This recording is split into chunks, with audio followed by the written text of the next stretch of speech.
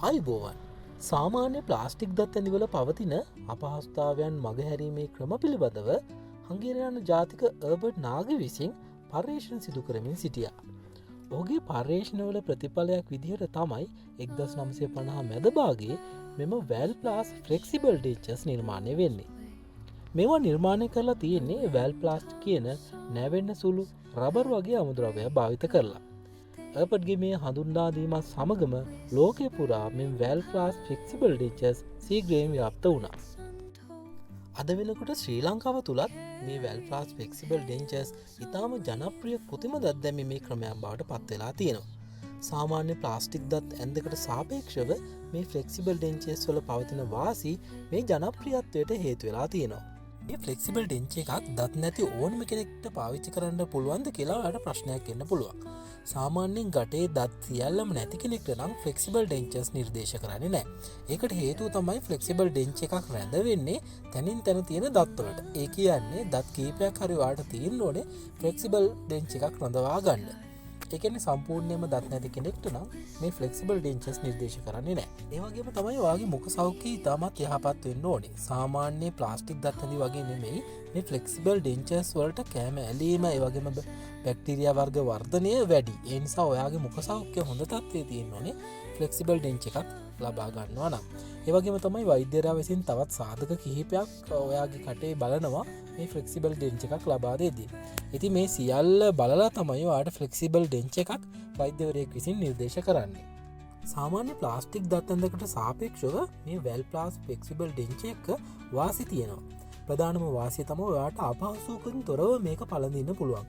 ඒ කියන්නේ සාමාන්‍ය ප්ලාස්ටික් දත් ඇඳකින් ඇතිවන තුවාල දාගෙන ඉන්න අපහසු ගතිය මේ වැල් ප්ලාස් ෆ්ලෙක්සිබල් ඩෙන්චර්ස් වලින් නැහැ. ඒ කියන්නේ ඔයාට පහසුවෙන් මේක පළඳින්න පුළුවන්, තුවාල වෙන්නේ නැතුව, කටේ තියාගෙන ඉන්න අමාරු නැතුව පළඳින්න පුළුවන්. ඒ වගේම මේක සැහැල්ලුයි, බර අඩුයි. ඒ නිසා ඔයාට දැනෙන්නේ නැහැ මේ ඩෙන්ච් එක ඔයාගේ කටේ තියෙනවා කියලා. ඒ වගේම තමයි සාමාන්‍ය ප්ලාස්ටික් දත් ඇඳකට වඩා ස්වභාවික පෙනුමක් මේකට තියෙනවා.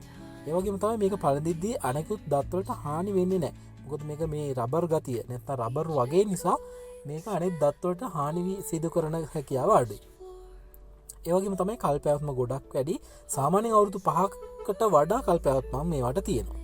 වාසි වගේම මේ වැල් ප්ලාස් ෆ්ලෙක්සිබල් ඩෙන්චර්ස් වලත් අවාසි තියෙනවා. සාමාන්‍ය ප්ලාස්ටික් දත් ඇඳකට වඩා මේක මිලෙන් වැඩි. ඒ වගේම තමයි මේකෙදී සාමාන්‍යයෙන් අනෙක් ප්ලාස්ටික් දත් ඇඳි වල කරනවා වගේ සීරු මාරු කීම් කරන්න බෑ. ඒ කියන්නේ ඇඩ්ජස්ට්මන්ට්ස් කරන්න බෑ. ඔයා වැල් ප්ලාස් ෆ්ලෙක්සිබල් ඩෙන්ච් එකක් දැම්මනම් ඒක ඔයාගේ කටට සවි වෙන්නේ නැත්නම් ඇඩ්ජස්ට්මන්ට් කරලා ඒක සවි කරන්න අමාරුයි. ඒ වගේ අවාසි තියෙනවා. ඒ වගේම තමයි මේ වගේ කාලයක් සමග වර්ණය වෙනස් වීමේ හැකියාවකුත් තියෙනවා. ඒ වගේම තමයි අනිකුත් ප්ලාස්ටික් දත් ඇඳි වලට සාපේක්ෂව මේක ඔයා වැඩි අවධානයකින් පිරිසුදු කිරීමකට ලක් කරන්න ඕනේ. ඒ වගේම තමයි සෑම රෝගියෙකුටම මේ වැල් ප්ලාස් ෆ්ලෙක්සිබල් ඩෙන්චර්ස් ලබා දෙන්නත් අමාරුයි. ඒ නිසා මෙන්න මේ වගේ අවාසි වැල් ප්ලාස් ෆ්ලෙක්සිබල් ඩෙන්චර්ස් වල තියෙනවා. ඊළඟට අපි ගොඩක් අය අහන ප්‍රශ්නයක් තමයි මේ වැල් ප්ලාස් ෆ්ලෙක්සිබල් ඩෙන්ච් එකක් අපි කොහෙන්ද ලබා ගන්නේ කියලා. සාමාන්‍ය ශ්‍රී ලංකාව තුල නම් ඕනෑම පෞද්ගලික දන්ත සල්ලයාගාරයකින් මෙම ෆ්ලෙක්සිබල් ඩෙන්චර්ස් ලබා ගන්න පුළුවන්. ඒ වගේම තමයි සමහර රජයේ රෝහල් වල දන්ත සංරක්ෂණ ඒකකවලුත් මේ ප්‍රතිකාරය ලබා ගන්න පුළුවන්. මේකෙදි මුලින්ම ඔයාගේ කටේ අච්චුවක් ලබා ගන්නවා. ඒ අච්චුවට අදාළව ට්‍රයල් ඩෙන්ච් එකක් මුලින්ම හදනවා. ඒ ට්‍රයල් ඩෙන්ච් එක ඔයාගේ කටට දාලා බලලා නිරවද්‍යතාව පරීක්ෂා කරලා බලලා තමයි සාමාන්‍යයෙන් අවසානයේදී ඔයාට වැල් ප්ලාස් ෆ්ලෙක්සිබල් ඩෙන්ච් එක ලබා දෙන්නේ. ඉතින් මේ සඳහා සාමාන්‍යයෙන් සතියක හෝ දෙක කාලයක් ගත වෙන්න පුළුවන්. ඊළඟට වැල් ප්ලාස් ෆ්ලෙක්සිබල් ඩෙන්ච් එක වියදම ගත්තොත් සාමාන්‍යයෙන් ශ්‍රී ලංකාව තුල නම් රුපියල් 25000 85000 අතර මුදලක් මේකට ඔයාට වැය වෙන්න පුළුවන්. හැබැයි මේ මුදල දත් ප්‍රමාණය අනුව ප්‍රදේශයෙන් ප්‍රදේශයට වගේම වෛද්‍යවරයාගෙන් වෛද්‍යවරයාටත් වෙනස් වෙන්න පුළුවන්.